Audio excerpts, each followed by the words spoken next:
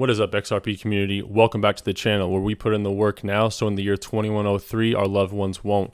The global economy is going crazy. It's Friday afternoon, and typically on Friday afternoon they like to drop these relevant news articles because people are just set on the weekend and a lot of people don't pay attention to it. Also some drama with Ripple and Elon Musk. Let's hop right into it.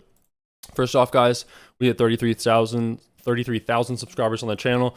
So I just want to take a moment to say thank you guys for the support on the channel. Without you guys, this channel is nothing. So shout out to everyone watching the video. I really do appreciate all the support on the channel. And if you like the content, subscribe. If not, that's okay too. So look at this breaking news, guys. Janet Yellen convenes top regulators today for the Financial Stability Oversight Committee meeting. There was no meeting scheduled, but because the stuff with Deutsche Bank and everything else going on in the economy, they are having a meeting that wasn't even scheduled. So I don't think that's anything good for the economy. And I'm curious your guys' thoughts on the current state of the economy. Is it going to get worse before it gets better? Or do you think we've seen the bottom of the markets? Personally, I do think it'll get worse before it gets better. More worse news.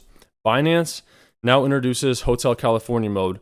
Look at what Binance has done. All of the withdrawals, whether it's Bitcoin, Ethereum, Tether, BNB, every token is suspended. Imagine having money locked up on Binance and you can't even withdraw it. That's not a good look for the world's largest crypto exchange. If Binance goes down, that's sending ripples, no pun intended, through the entire market. I don't know if people really understand. There's no other exchange anywhere remotely close to Binance's size. And Connor Ryder had a great tweet. Sorry, I'm just so excited about this information about Bitcoin's liquidity. The liquidity for Bitcoin has dropped to 10-month lows. So what does this mean?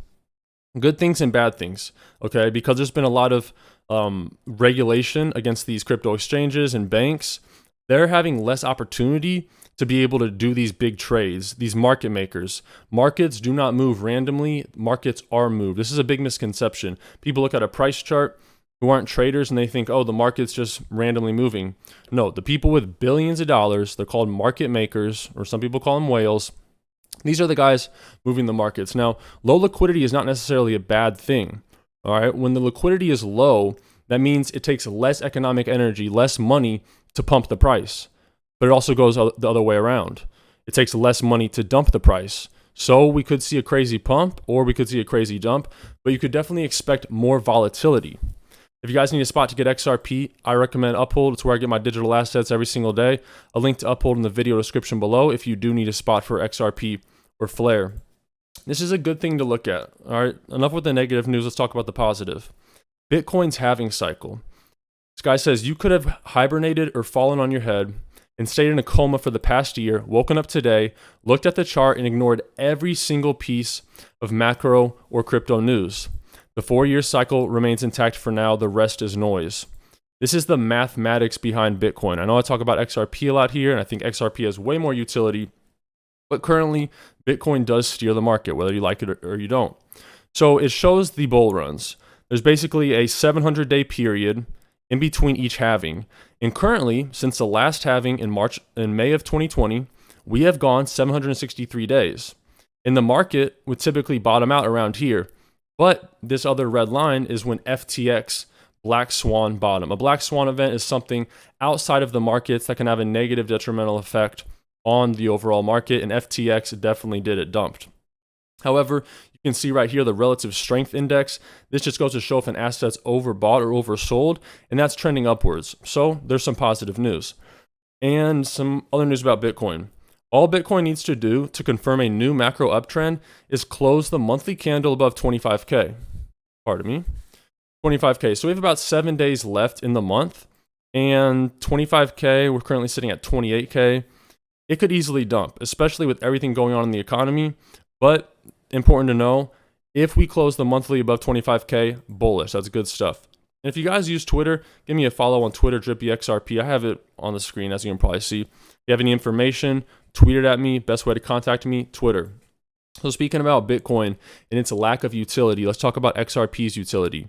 This is from Tranglo, a Ripple partner.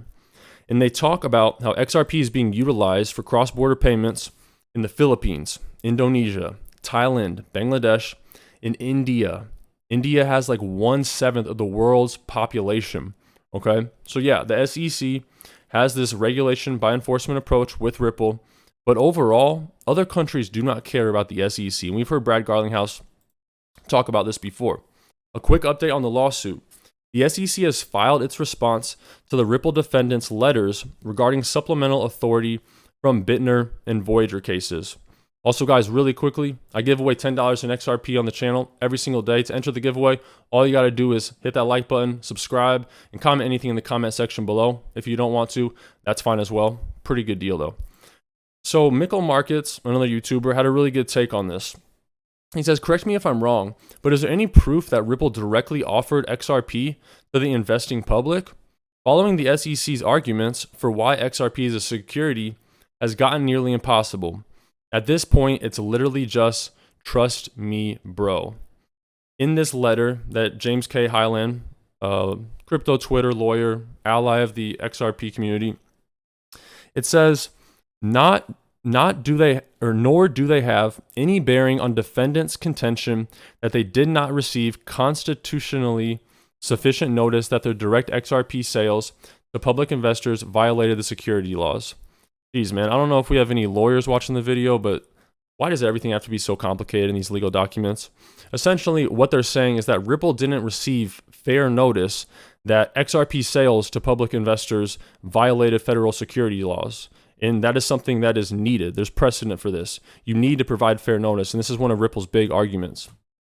Library, they had a similar lawsuit to the Ripple versus SEC lawsuit.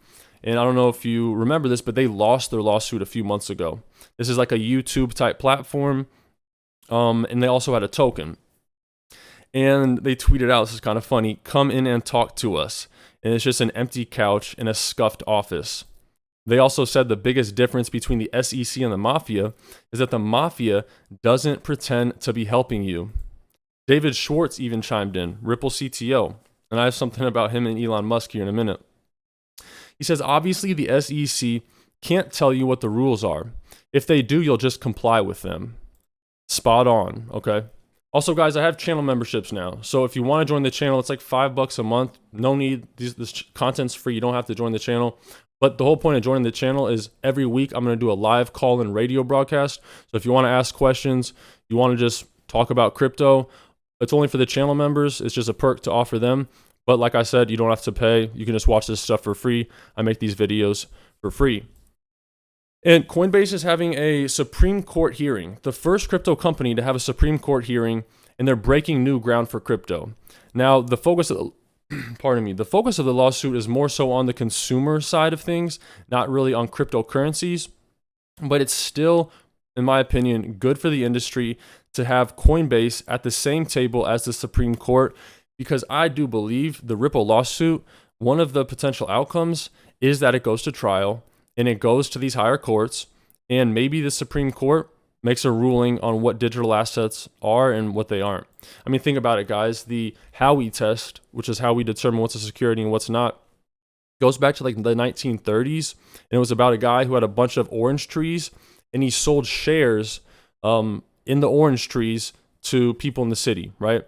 So if you wanted to own the rights to his oranges, you could like buy the stock of one orange tree. How are you going to compare an orange farm and selling oranges to blockchain? Okay, internet was very revolutionary. Blockchain is a whole step forward. It's like internet on steroids. Tom Emmer, congressman, very, very friendly on the cryptocurrency side. He says, if you don't custody customer funds, you are not a money transmitter. The Blockchain Regulatory Certainty Act provides this necessary certainty for miners, validators, wallet software providers, and the entire blockchain ecosystem. It's good to see that we do have people in the government, not like Gary Gensler, not like the SEC, that are trying to welcome innovation. If you think about it, it really makes no sense when the US dollar is on its way out as the world reserve currency. Look at any world reserve currency, they have a finite lifespan. There hasn't been a world reserve currency that's lasted over 400 years, probably over 150, 200 years, really. And so why would you push out blockchain technology and all this innovation and cause these companies to go elsewhere? Because that's what Ripple says they're going to do.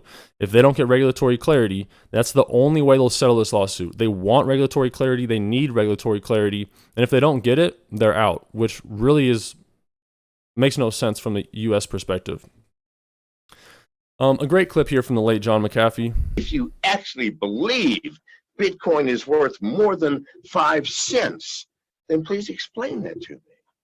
So John, where's the money going to flow, though? I mean, why are people buying Bitcoin today if it's not? Because they're stupid. They don't understand the blockchain. That's why they don't understand cryptocurrency. That's why. Imagine buying Bitcoin, an asset that's up 2 million X. If you want cryptocurrency gains, why are you buying something that maybe the next bull cycle it hits 150K Bitcoin price, and from that current price right now, pardon me, that'd be about a 7x return. But there are so many, so many other cryptocurrencies that have way more potential, and that's what got me into XRP, Pulse Chain, all these other altcoins, because there's much more potential. When you have something that does a 2 million X return, the higher the price goes, the more economic energy, the more dollars it needs to continue that parabola. And if you look at the long-term Bitcoin price chart, it's not going just straight up linearly. It's slowly concaving and kind of hitting the top of that plateau. Because the truth is, the world's richest man already bought Bitcoin. The banks already bought Bitcoin. The government owns Bitcoin. So people say, oh, well, you know, we're still really early, and we are really early for tokens like XRP and utility tokens. But when it comes to Bitcoin, all these big money players have already bought this token. And Ripple CTO, he's trolling Elon Musk for his love of memes. Get this. David Schwartz, Ripple CTO, he said, sent by overnight shipping. Please read as soon as possible. And it's a picture of internet memes for dummies, quoting an Elon Musk tweet. I thought that was kind of funny. If you guys made it to the end of the video, once again, thank you for the support on the channel. When you watch the full video, it really helps the channel. God bless you guys. Have a great weekend. If you're still watching the video, comment Elon Musk in the comment section below, so I know all the loyal viewers, like I just said, when you watch the full channel or when you watch the full video, it really supports. So God bless you guys. Have a great weekend. Take care of yourselves. Take care of your families. Until next time.